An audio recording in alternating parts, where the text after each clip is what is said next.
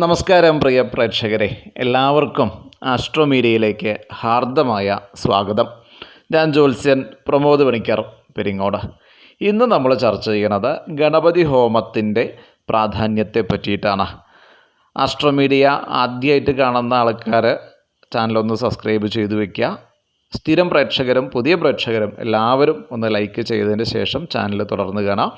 430ഓളം എപ്പിസോഡുകൾ നമ്മൾ ചെയ്തിട്ടുണ്ട്. എല്ലാം ശാസ്ത്രീയമായിട്ടുള്ള വീഡിയോകളാണ്.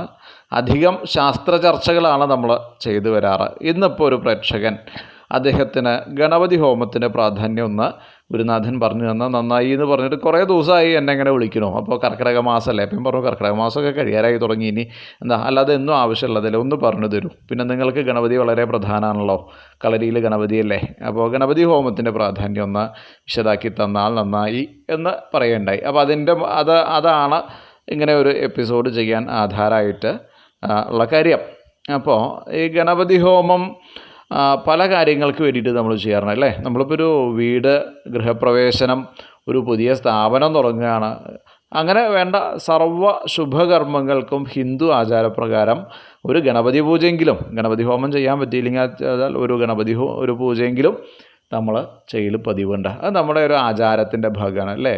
വിഘ്നങ്ങൾ അകറ്റാനും ഭയങ്ങൾ അകറ്റാനും ഭഗവാൻ തുണയായിട്ടുണ്ട് എന്നാണ്. സർവ്വ ഈശ്വരന്മാരും വിഘ്ന നിവാരണത്തിന് വേണ്ടിയിട്ട് ഗണപതി ഹോമം നടത്താറുണ്ടത്രേ. അവരുടെ ആചാരപ്രകാരം ചെയ്യുന്നുണ്ടാവും. മനുഷ്യന്മാർ നമ്മളെ ആചാരപ്രകാരം ചെയ്യുക, നമ്മുടെ പൂർവികന്മാർ കാണിച്ചെന്ന രീതിയിൽ നമ്മൾ ചെയ്യുക. അപ്പോൾ അഖിലവിധ വിഘ്നങ്ങളും നശിക്കുകയും വിഘ്നങ്ങൾ തീരുകയും മോക്ഷത്തിന് ഏറ്റവും ശ്രേഷ്ഠവുമാണ് ഗണപതി ഹോമം എന്നാണ് പറഞ്ഞു കേട്ടിട്ടുള്ളത്. അപ്പോൾ പ്രത്യേക ഫലസിദ്ധിക്കായിട്ട് ഈ ഗണപതി ഹോമത്തിൽ തന്നെ നമ്മൾ വിവിധ മന്ത്രങ്ങൾ ഉപയോഗിക്കാറുണ്ട്. അപ്പോൾ അങ്ങനെ വിവിധ മന്ത്രങ്ങളും ഹോമദ്രവ്യങ്ങളൊക്കെ ഉപയോഗിച്ചിട്ടാണ് ഗണപതി ഹോമം നടത്തുക. അതിലിപ്പോൾ അഷ്ടദ്രവ്യ മഹാഗണപതി ഹോമം വളരെ പ്രധാനമാണ്. അവില്, മലര്, ശർക്കര, കദളിപ്പഴം, കൊട്ടത്തേങ്ങ, തേന്, എള്ള്, കൽക്കണ്ടം, മുന്തിരി, കരിമ്പ്, ഇങ്ങനെ 8 ഇതിലേതെങ്കിലും 8 ദ്രവ്യങ്ങൾ നമ്മൾ ഇഷ്ടാനുസരണം നമുക്ക് ചേർക്കാവുന്നതാണ്. ഗണപതി നാരങ്ങ വളരെ പ്രധാനമാണ്. അപ്പോൾ അങ്ങനെ അനവധി ദ്രവ്യങ്ങളുണ്ടെങ്കിൽ അതിൽ 8 ഇഷ്ടപ്പെട്ട വസ്തുക്കൾ ചേർത്തിട്ട് വ്യക്തിയുടെ നക്ഷത്രവും പേരും പറഞ്ഞ് ജപിക്കുക. അത് വിവിധ മന്ത്രങ്ങൾ ജപിക്കാം. ഗണപതി ഭഗവാനെ പത്മത്തിലേക്കും പീഠത്തിലേക്കും ആവാഹിച്ചതിന് ശേഷം നമുക്ക് ഇഷ്ടമുള്ള മന്ത്രങ്ങൾ പറഞ്ഞാൽ ഓരോ ഉദ്ദിഷ്ട കാര്യങ്ങളും പ്രാർത്ഥിച്ച് നമ്മൾ എന്ത് ചെയ്യാം, ഗണപതി ഹോമം ചെയ്യാം. ഇപ്പോൾ ഐശ്വര്യമാണ് ഒരു വീട്ടിൽ, ഐശ്വര്യം നിറഞ്ഞു നിൽക്കണം അല്ലേ, ശ്രീ ഭഗവതിയുടെ അനുഗ്രഹം ഉണ്ടാവണം എന്നുണ്ടെങ്കിൽ നമ്മൾ എന്ത് ചെയ്യും, കറുക ഗണപതിക്ക് വളരെ പ്രധാനമാണ് അല്ലേ. അപ്പോൾ ഐശ്വര്യാഭിവൃദ്ധിക്ക് വേണ്ടിയിട്ട് നമ്മൾ കറുകനാമ്പ് 3 വീതം കൂട്ടിയിട്ട് ത്രിമധുരത്തിൽ മുക്കിയിട്ട്, അല്ലെങ്കിൽ ത്രിമധുരം കൂട്ടിയിട്ട് നമ്മൾ 144 എണ്ണം നമ്മൾ ഹോമിക്കലുണ്ട്. അപ്പോൾ അത് ഐശ്വര്യദായകമാണ്, അത് വളരെ പ്രധാനമാണ്. ആകർഷണ ശക്തി വേണമെങ്കിലോ, ഇപ്പോൾ മറ്റുള്ളവരെ ആകർഷിക്കേണ്ട തൊഴിലാണ് ചെയ്യുന്നതെങ്കിൽ എന്ത് ചെയ്യാറുണ്ട്, തെച്ചിപ്പൂവും മുക്കുറ്റിയും ത്രിമധുരത്തിൽ മുക്കിയിട്ട് ഹോമിക്കണം. അത് അശ്വാരൂഢ മന്ത്രം കൊണ്ടും ത്രയംബക മന്ത്രം കൊണ്ട് അത് ചെയ്യാറുണ്ട്. ത്രയംബക മന്ത്രം കൊണ്ട് കറുകയാണ് ഹോമിക്കൽ, അശ്വാരൂഢ മന്ത്രം കൊണ്ട് മുക്കുറ്റി ഹോമിക്കലുണ്ട്. അപ്പോൾ ഇതൊക്കെ വിവിധ ഉദ്ദേശങ്ങളാണ്, രഹസ്യോപദേശങ്ങളും കൂടിയിട്ടാണ്.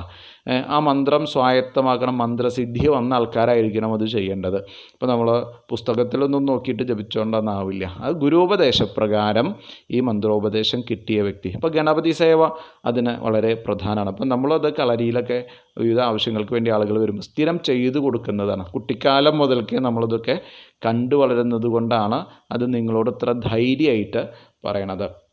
അപ്പോൾ ഈ ആകർഷണം വേണ്ട തൊഴിലുകളെന്ന് പറയുമ്പോൾ രാഷ്ട്രീയം, സിനിമ, കല, സാഹിത്യം, ഇതൊക്കെ ആകർഷണം വേണ്ട തൊഴിലുകളാണ്. അപ്പോൾ അതിനൊക്കെയുള്ള ആൾക്കാർക്ക് ഈ മന്ത്രം കൊണ്ട് നമ്മളെന്ത് ചെയ്യാം, എന്തൊക്കെയാണോ ദ്രവ്യം ആ ദ്രവ്യത്തിൽ ത്രിമധുരം കൂട്ടിയിട്ട് നമുക്ക് ഹോമിക്കാം കേട്ടോ. അപ്പോൾ തെച്ചിപ്പൂവ് എന്ന് പറയുമ്പോൾ ആ തെച്ചിപ്പൂവിൻ്റെ ഉള്ളിലത്തെ ആരൊക്കെ കളഞ്ഞ നാടൻ തെച്ചിപ്പൂവാണ് അതിന് ഉപയോഗിക്കുക.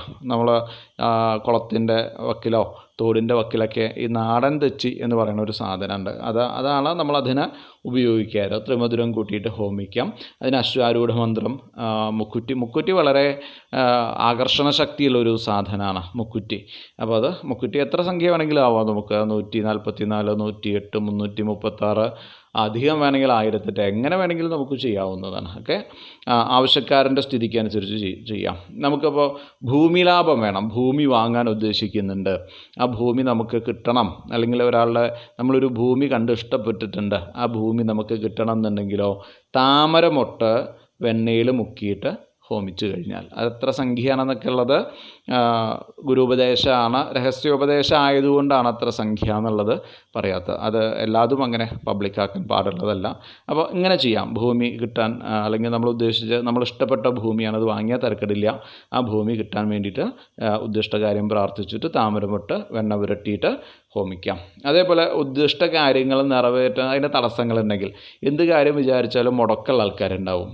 അപ്പോൾ അവർക്ക് ഉദ്ദിഷ്ട കാര്യസിദ്ധിക്ക് വേണ്ടിയിട്ട് മോദകം ഹോമിച്ചാൽ മതി. മോദകം ഉണ്ടാക്കണം. മോദകം ഉണ്ടാക്കുക, ഗണപതിക്ക് മോദകം പ്രധാനമാണ്.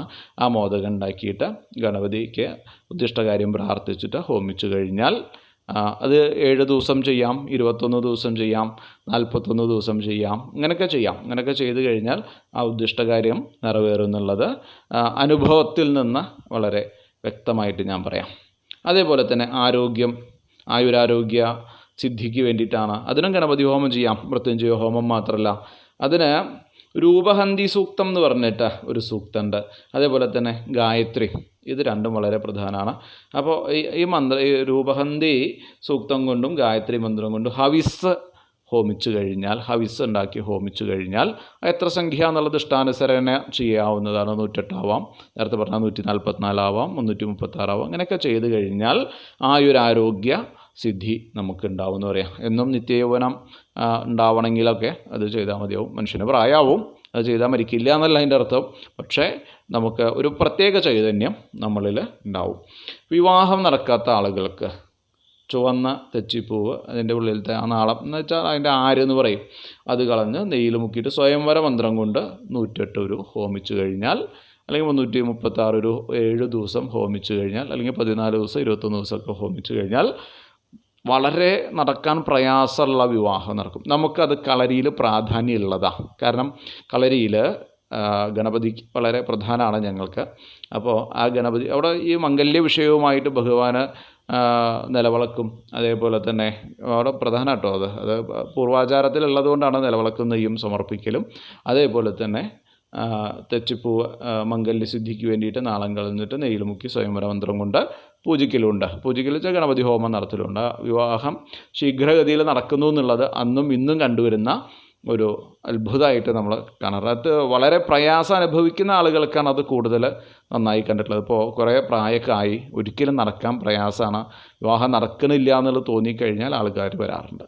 അപ്പോൾ അത് അനുഭവമാണെന്ന് സാരം. സന്താന ഭാഗ്യം ആഗ്രഹിക്കുന്ന ആളുകൾ, അപ്പോൾ സന്താന ഗോപാല മന്ത്രം കൊണ്ട് പാൽപ്പായസം ഹോമിക്കാം ഗണപതിക്ക്. കണ്ടോ, അപ്പോൾ അത് വിഷ്ണുവിൻ്റെ മാത്രമല്ല എന്ന് വന്നു. ഗണപതിക്ക് പാൽപ്പായസം കൊണ്ട് സന്താന ഗോപാല മന്ത്രം മൂർത്തിനെ കൂടി പ്രാർത്ഥിച്ചിട്ട് ചെയ്താൽ നന്നായിരിക്കും. സർവാഭീഷ്ട സിദ്ധിക്ക് വേണ്ടിയിട്ട് ഐക്യമത്യ സൂക്തം, അതായത് ഇപ്പോൾ ഗൃഹത്തിൽ നമ്മൾ എന്നും കലഹങ്ങളുണ്ട്, കുടുംബങ്ങൾ തമ്മിൽ കലഹങ്ങളുണ്ട്, കുടുംബാദികൾ തമ്മിൽ കലഹങ്ങളുണ്ട്, ഭാര്യാഭർത്താക്കന്മാർ തമ്മിൽ കലഹമുണ്ട്. അപ്പോൾ അതിന് വേണ്ടിയിട്ട് എന്താ ചെയ്യൽ വെച്ചാൽ ഗായത്രി മന്ത്രം, ഐക്യമത്യ സൂക്തം ഇതൊക്കെ കൂടിയിട്ട് ജപിച്ചിട്ട് എന്ത് ചെയ്യാം, ഗണപതിക്ക് ഹോമിക്കാം. ഇഷ്ടാനുസരണ നമുക്ക് ചെയ്യാം. അവനവൻ്റെ കഴിവിനനുസരിച്ചിട്ട് 21 ദിവസം ചെയ്യാം, 44 ദിവസം ചെയ്യാം, അങ്ങനെയൊക്കെ ചെയ്യാം കേട്ടോ. അങ്ങനെയൊക്കെ കഴിവിനനുസരിച്ചിട്ട് ചെയ്ത് കഴിഞ്ഞാൽ നല്ലത് എന്നാണ്. ഒക്കെ അനുഭവസിദ്ധിയുള്ള കാര്യങ്ങളാണ്.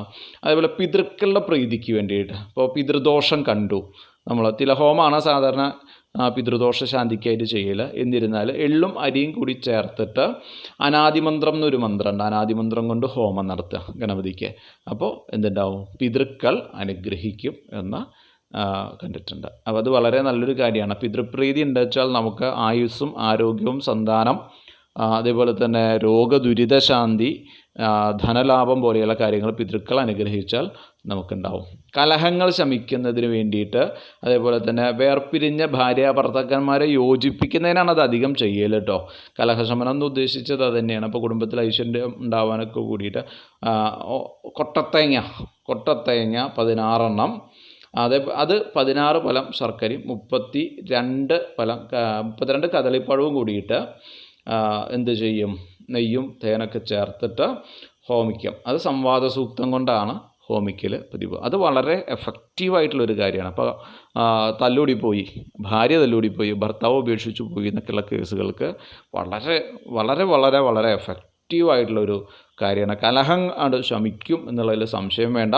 അത് കുറച്ച് ദിവസം അടുപ്പിച്ച് ചെയ്യേണ്ടി വരും. അത് എല്ലാ മാസവും ചെയ്യാം, അല്ലെങ്കിൽ എല്ലാ വെള്ളിയാഴ്ചയും അത് ചെയ്യാവുന്നതാണ്. അത് എല്ലാ ദിവസവും ഗണപതി ഹോമം ചെയ്യാം, പക്ഷേ വെള്ളിയാഴ്ച വളരെ വിശേഷമാണ്. അങ്ങനെ അടുപ്പിച്ച് 7 വെള്ളിയാഴ്ച ചെയ്യുകയോ അല്ലെങ്കിൽ 21 വെള്ളിയാഴ്ച ചെയ്യുകയോ അടുപ്പിച്ച് എല്ലാ മാസവും കാര്യം സാധിക്കുന്നു വരികയോ ചെയ്തു കഴിഞ്ഞിട്ടുണ്ടെങ്കിൽ വളരെ നല്ലതാണ്. അപ്പോൾ ഈ ഭാര്യാഭർത്താക്കന്മാരുടെ തല്ലൂട്ടൊക്കെ ഒരുപാട് പല സ്ഥലങ്ങളിലും സ്വൈരം സമാധാനമില്ലാത്ത രീതിയിൽ കുടുംബകലഹങ്ങൾ ഉണ്ടാകുന്നതിന് ഏറ്റവും വിശേഷപ്പെട്ട ഒരു കാര്യം തന്നെയാണ് കേട്ടോ. സംവാദ സൂക്തം കൊണ്ട്, ഐക്യമത്യ സൂക്തം കൊണ്ടൊക്കെ നമുക്ക് ഇത് ചെയ്യാവുന്നതാണ്. അത് 16 കൊട്ടത്തേങ്ങ നിർബന്ധമാണ് അതിൽ 16 പലം ശർക്കരയും ചേർത്ത് കദളിപ്പഴവും, അതേപോലെ തന്നെ നാഴി തേനാണ് അതിൻ്റെ കണക്ക് കിട്ടും. നല്ല തേനാണ് വേണ്ടത്. അതേപോലെ തന്നെ ശുദ്ധമായിട്ടുള്ള നെയ്യ്, ഇതൊക്കെ കൂടിയിട്ടാണ് അത്.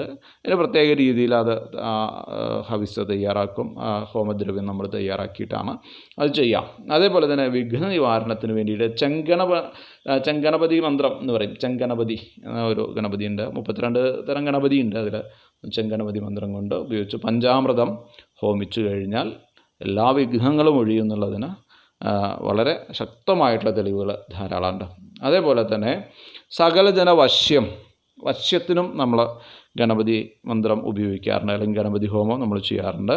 അതിൽ പ്രത്യേക രീതിയിലുള്ള ഒരു സാധനം ഉണ്ടാക്കുന്നത്, കഴിക്കാൻ നല്ല രുചിയുള്ളൊരു സാധനമാണ്. നമ്മൾ നാളികേരം ചിരകിയത്, ശർക്കര, കദളിപ്പഴം, തേന്, ഇവ മഞ്ഞൾപ്പൊടി ചേർത്തിട്ട് 48 ദിവസം തുടർച്ചയായിട്ട് ഹോമിക്കണം. അതിൽ യാതൊരു മുടക്കുണ്ടാവില്ല. 48 ദിവസം അത് ചെയ്യണം.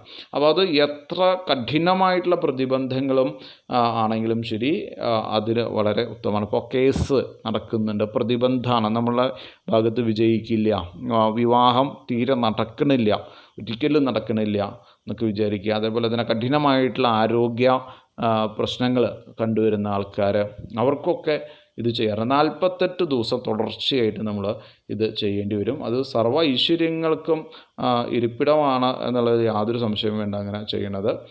ഭഗവാനെ ഏറ്റവും ഇഷ്ടപ്പെട്ട ഒരു സാധനം കൂടിയിട്ടാണ് കേട്ടോ. അപ്പോൾ ആ ഹോമം ഏറ്റവും ശ്രേഷ്ഠമായിട്ട് നമ്മൾ കാണാറുണ്ട്. അതേപോലെ തന്നെ ജാതകപ്രകാരമുള്ള ഗ്രഹപ്പഴകളൊക്കെ ഗണപതി ഹോമം വളരെ വിശേഷമാണ്. ഇപ്പോൾ നമ്മൾ പറയാറുണ്ട്, ചൊവ്വാദോഷം പോലെ തന്നെയാണ് കേതു 7 നിന്ന് കഴിഞ്ഞാൽ എന്ത് ചെയ്യാറുണ്ട്, അതേപോലെ തന്നെ കേതുദശയാണെന്നൊക്കെ വിചാരിക്കുക. അപ്പോൾ പ്രത്യേകിച്ച് ഗണപതിക്ക് ഇപ്പോൾ 6, 8, 12 കേതു നിൽക്കുന്ന ആളുകൾക്കൊക്കെ ഇത് ചെയ്താൽ വളരെ ഗുണം കണ്ടിട്ടുണ്ട്. അപ്പോൾ ഇങ്ങനെ അനവധി ഗുണങ്ങൾ ഗണപതി ഹോമം മുഖാന്തരം നമുക്ക് നേടിയെടുക്കാൻ വേണ്ടി സാധിക്കും. അപ്പോൾ ഇങ്ങനെ പല ഉദ്ദേശിച്ച കാര്യങ്ങൾക്ക് വേണ്ടിയിട്ട് നെട്ടോട്ട് ഓടുന്ന ആളുകൾക്ക് ഈ വീഡിയോ ഒരു പ്രചോദനമാവും എന്ന് ഞാൻ ധരിക്കുന്നു. വിധിപ്രകാരം ചെയ്താൽ നല്ല അനുഭവമുണ്ട്. അതിന് യഥേഷ്ടം ആളുകളും അതിന് സാക്ഷികളാണ്. അപ്പോൾ പ്രേക്ഷകർക്ക് ഇന്നത്തെ വീഡിയോ വളരെ അധികം പ്രയോജനകരമാവട്ടെ. ഒരുപാട് ആളുകളിലേക്ക് ഇത് എത്തേണ്ടതുണ്ട്. അതിനു വേണ്ടിയിട്ട് നിങ്ങൾക്ക് ഇത്തരം അറിവുകൾ ഇഷ്ടപ്പെടുകയാണെങ്കിൽ ഷെയർ ചെയ്യുക, ചാനലൊന്ന് സബ്സ്ക്രൈബ് ചെയ്ത് വയ്ക്കുക. മറ്റുള്ളവർക്ക് അത് എത്താൻ പ്രയോജനമാവും, അവർക്കത് മനസ്സിലാക്കാനൊക്കെ പ്രയോജനമാവും. അപ്പോൾ ഇത്തരം അറിവുകൾ വീണ്ടും നമ്മളുടെ ചാനലിലൂടെ പറയുന്നതാണ്. അപ്പോൾ ഇതിനോടകം 430ഓളം വീഡിയോകൾ നമ്മൾ ശാസ്ത്രീയമായിട്ട് ചെയ്തു വെച്ചിട്ടുണ്ട്. സാധാരണയായിട്ട് ജ്യോതിഷ ചർച്ചയാണ് പതിവ്. ഇന്നിപ്പോൾ ഇങ്ങനെ ഒരു ആവശ്യം വന്നതുകൊണ്ട്, ഒരു പ്രേക്ഷകൻ്റെ ഒരു ആവശ്യപ്രകാരമാണ് ഇന്ന് ഇത്തിരി വിശദമായിട്ട് ഇത് ചെയ്യാനുള്ളതായ കാരണം. അപ്പോൾ മറ്റുള്ളവരും അറിയട്ടെ എന്ന് അദ്ദേഹത്തിനൊരു സതുദ്ദേശമുണ്ട്, ഇങ്ങനൊരു കാര്യമുണ്ട്. അപ്പോൾ അത് മറ്റുള്ളവർ അറിയട്ടെ എന്നൊരു സതുദ്ദേശമുണ്ട്. സാധാരണ ആൾക്കാർ ഗണപതിക്കൊരു തേങ്ങ ഉടക്കിയാലോ അല്ലെങ്കിൽ ഒരു ഗണപതി ഹോമം അമ്പലത്തിൽ 50 രൂപ കൊടുത്തിട്ട് ചെയ്യലോ മാത്രമേ പതിവുള്ളൂ. പക്ഷേ ഇത് ക്ഷേത്രത്തിൽ എത്ര വിശദമായിട്ട് ചെയ്യാൻ പറ്റുമോ എന്നുള്ളത് അറിയില്ല.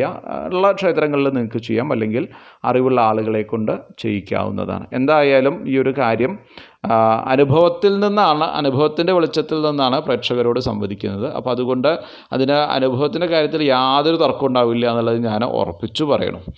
അപ്പോൾ ഇനി നമുക്ക് പ്രയോജനകരമായ മറ്റു വീഡിയോകൾ നമുക്ക് ഭാവിയിൽ ചെയ്യാം. എല്ലാ പ്രേക്ഷകരുടെയും സപ്പോർട്ട് തുടർന്നുണ്ടാവുക. എല്ലാവർക്കും ഒരിക്കൽ കൂടി ഒരു നല്ല ശുഭദിനം ആശംസിച്ചുകൊണ്ട് തൽക്കാലത്തേക്ക് വിട പറയുന്നു. അടുത്ത എപ്പിസോഡിൽ വീണ്ടും കേട്ടുമുട്ടാം. അതുവരയ്ക്കും എല്ലാവർക്കും നന്ദി, നമസ്കാരം, ശുഭദിനം.